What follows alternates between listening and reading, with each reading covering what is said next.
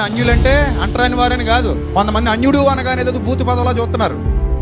ఏమి యోగ్యత సంపాదించుకున్నాడు ఈ శతాధిపతి ఇంతకి? అతడు మన జనులను ప్రేమించాడు.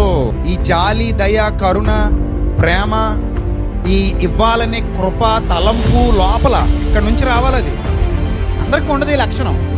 అసలు ఒక అన్యుడు యూదుల్ని ప్రేమించడం ఏంటి?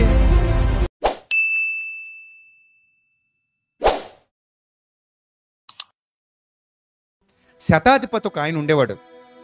లూకాసు వార్త 7వ అధ్యాయంలో కనబడతాడు. చూడండి, లూకాసు వార్త 7వ అధ్యాయం మొదటి నుంచి చదువుదాం. లూకాసు వార్త 7వ అధ్యాయము.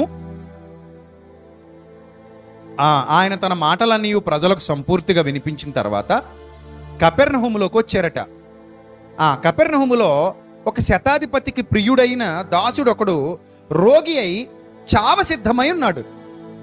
శతాధిపతి యేసును గూర్చి విని ఆయన వచ్చి తన దాసుని స్వస్థపరచవలనని ఆయనను వేడుకొనుటకు యూదుల పెద్దలను ఆయన వద్దకు పంపించాడు. శతాధిపతి అన్యుడు, అర్థమవుతుందా? అతడు ఇశ్రాయేలీయుడు కాదు, అన్యుడు.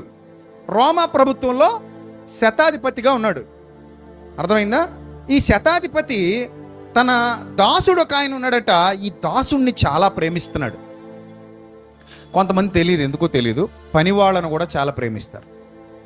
కొంతమంది పనివాళ్ళు కూడా తమ యజమానుల్ని చాలా ప్రేమిస్తారు. వాళ్ళిద్దరి మధ్యన ఏదో తెలియని బంధం ఏర్పడుతుంది. అందుకని ఇతడు అక్కడ పనిమాండో, అతడేమి తన పనిలో నుంచి తీసేయలేడు. అలాగా కొన్ని బంధాలు జీవితాంతం నడిచిపోతుంటాయి. కొన్ని బంధాలు జీవితాంతం. ఒక కంపెనీలో జాయిన్ అయిన ఉద్యోగులు ఉంటారు, టాటా గారి దగ్గర చేసే ఉద్యోగులు. మొన్న ఆయన చనిపోయిన తర్వాత విన్నాను, వాళ్ళు 20, 30, 40 సంవత్సరాల నుంచి చేస్తున్నారంట అక్కడ. ఎంత విచిత్రం చూడండి. 30, 40 సంవత్సరాలుగా టాటా గారి దగ్గరే పని చేస్తున్నారంటే అసలు ఎంత ఇష్టం చూడండి టాటా గారు అంటే వాళ్ళకి. అలాగా వాళ్ళ బంధం అలా కలిసిపోయింది. వాళ్ళు ఇంక మానరు, వీళ్ళు పొమ్మనరు. అలాగా వాళ్ళు కష్ట సుఖాలు పంచుకుంటూ యజమానుడితో తమ కష్టం సుఖం చెప్పుకుంటూ ఒక కుటుంబ సభ్యుల్లా కలిసిపోయి చక్కగా పని చేసుకుంటూ వెళ్ళిపోతారు. అలాగా ఈ శతాధిపతితో మమేకం అయిపోయినటువంటి దాసుడు ఒకడు ఉన్నాడు. ఈ దాసుడు శతాధిపతికి చాలా ప్రియుడు, అర్థమైందా? శతాధిపతికి అంటే, శతాధిపతి అంటే 100 మంది మీద అధిపతి కదా. సో అంత గొప్పడు ఒక అతన్ని ప్రేమిస్తున్నాడు. ప్రేమిస్తుంటే అతడు రోగి అయి చావ సిద్ధపడ్డాడంట. అంటే ఏదో భయంకరమైన వ్యాధి వచ్చింది అతనికి. ఎవరికి? దాసుడికి. అతనికి భయంకరమైన వ్యాధి వచ్చినప్పుడు అతడు ఏం చేశాడు? యేసు ప్రభువుని గురించి విన్నాడు. యూదుల్లో ఒక ఆయన వచ్చాడట, మెస్సియా, చాలా పవర్ఫుల్. ఆయన ముట్టుకుంటే చాలు ఏమొచ్చేస్తుంది? స్వస్థత వచ్చేస్తుంది. సో మన దాసుడు అక్కడికి వెళితే ఖచ్చితంగా ఏమవుతాడు? స్వస్థపరచబడతాడు. సో గనుక నాకు యేసు ప్రభుతో అపాయింట్మెంట్ ఇప్పించండి అని ఎవరి దగ్గరికి వెళ్ళాడు? యూదుల దగ్గరికి వెళ్ళాడు. యూదుల పెద్దల దగ్గరికి వెళ్ళాడు. ఆ పెద్దల దగ్గరికి వెళ్ళి, బాబు మాకు ఒక అపాయింట్మెంట్ ఇప్పించండి. ఎవరితో ఇప్పించండి అపాయింట్మెంట్? యేసు ప్రభుతో. ఎందుకు యేసు ప్రభుతో అపాయింట్మెంట్ కావాలి? మీరు కూడా యూదులే కాబట్టి, మీ యూదుడే కాబట్టి, మీ జాతి వాడే కాబట్టి మీరు చెప్తే వింటాడు.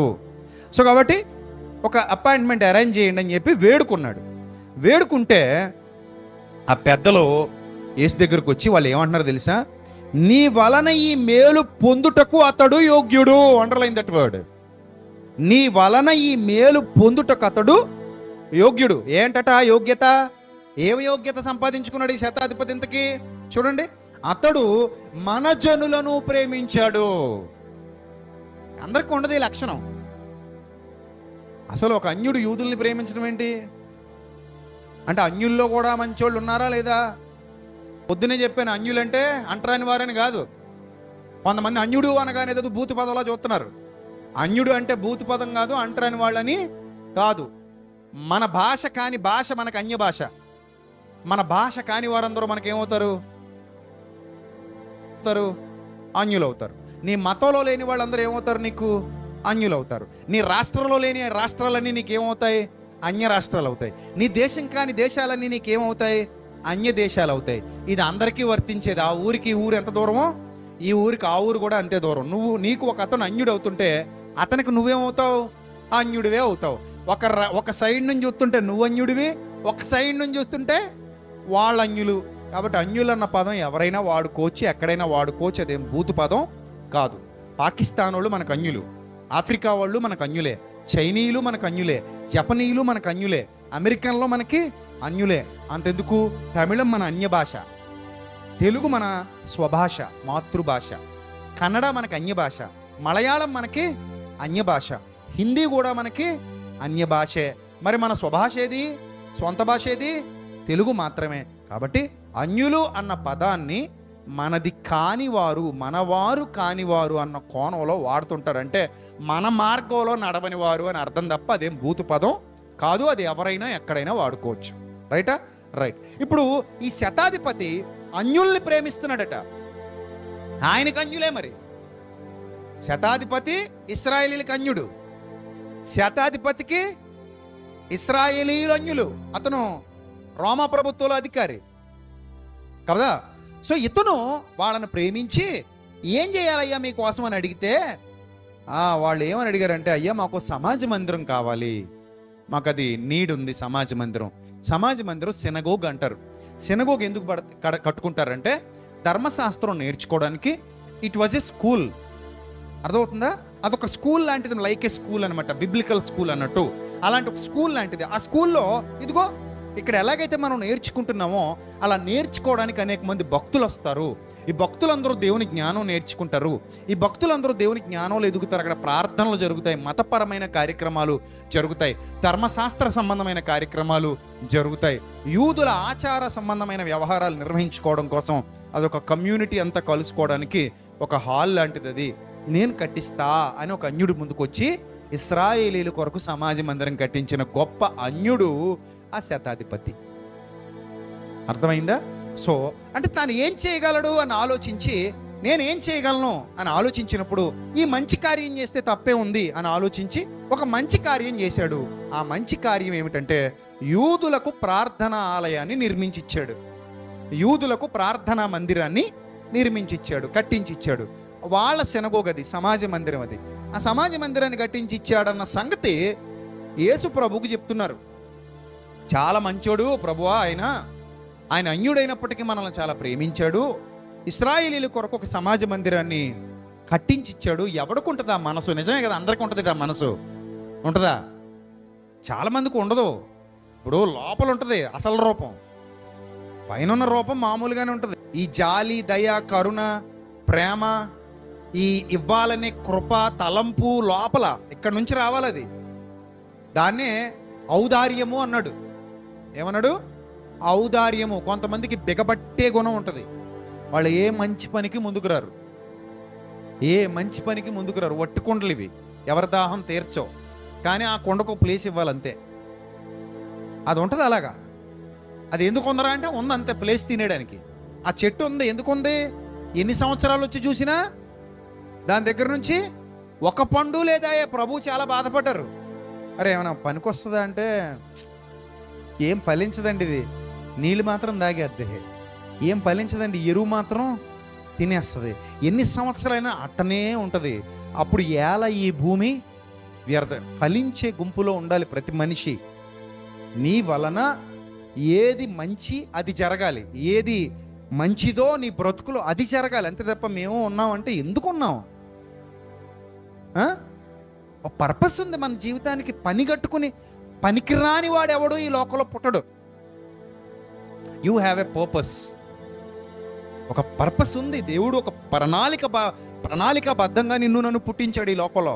వ్యర్థంగా పుట్టినవాడు ఎవ్వడు లేడు. ప్రతి మనిషి జన్మకు ఒక కారణం ఉంది, ఉండి తీరింది, అంతే. సో ఇప్పుడు ఈయన ఎంత గొప్ప వ్యక్తి చూడండి. నేను బ్రతుకుతున్నానంటే ఏదో చెయ్యాలి అని అనుకున్నాడు. ఒక మంచి సమాజ మందిరాన్ని కట్టించాడు. ఇప్పుడు అదే సాక్ష్యం చెప్తున్నారు, వచ్చి ప్రభు దగ్గర సాక్ష్యం ఇస్తున్నారు. ఇతని గురించి ఏమని సాక్ష్యం ఇస్తున్నారు? ప్రభువా, అతడు మన జనులను ప్రేమించి మనకు సమాజ మందిరం తానే కట్టించినని ఆయనతో చెప్పి మిక్కిలి బతిమాలుకొనిరి. కావున యేసు వారితో కూడా వెళ్ళాను. చూడండి, కావున అంటే ఆయనకు అర్థమైంది, ఓహో ఒక గుడ్ క్యారెక్టర్ కలిగిన వాడు, ఇతడు మంచివాడు. చూసారా, అతను చేసిన పనికి ప్రతిఫలం లేటుగా వచ్చినా ఎక్కడికి పోదు. అర్థమైందా? లేట్ అయినా కూడా చేసిన మంచి పని ఎక్కడికి పోదు. నీవు విత్తునదే నీవు కోస్తావు. మనుష్యుడా, నువ్వు ఏం విత్తుతున్నావో ఆ పంటనే కోస్తావు. నువ్వు విత్తనిది నువ్వు కొయ్యలేవు. ఏది విత్తుతున్నావు, మంచి విత్తావా మంచినే కోసుకుంటే ఏదో రూపంలో నిన్ను అది కాపాడుతుంది. ఈరోజు నీకు కనబడకపోవచ్చు, కానీ వన్ ఫైన్ డే నీకు కాపాడు. సమాజ మందిరం కట్టించి చాలా రోజులు అయిపోయి ఉండొచ్చు, కానీ తగిన సమయం ముందు ఆ సమాజ మందిరం కట్టించిన ఫలితం వచ్చిందా లేదా? ఆ సమాజ మందిరం కట్టించినందుకు గాను ఫలితం చూశాడా లేదా? చూశాడు. దాసుడు రోగి ఉండగా బిడ్డ లాంటి వాడట. కొన్ని లేఖనాల్లో, కొన్ని స్క్రిప్చర్స్లో, కొంతమంది వ్యాఖ్యానాల్లో రాశారు, ఆ శతాధిపతి దాసుడిని కొడుకులా ప్రేమిస్తున్నాడు అని.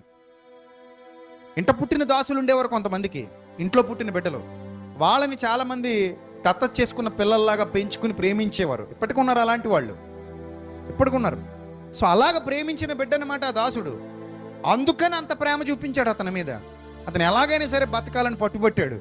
చూసారా, ఆ సమాజ మందిరం కట్టించిన ఫలితం ఆ అనారోగ్య పరిస్థితుల్లో ఆ రకంగా వాళ్ళ కుటుంబానికి ఉపయోగపడింది, శతాధిపతి కుటుంబానికి ఉపయోగపడింది. అందుకే చేసిన మేలు ఎక్కడికి పోదు, చేసిన మంచి ఎక్కడికి పోదు.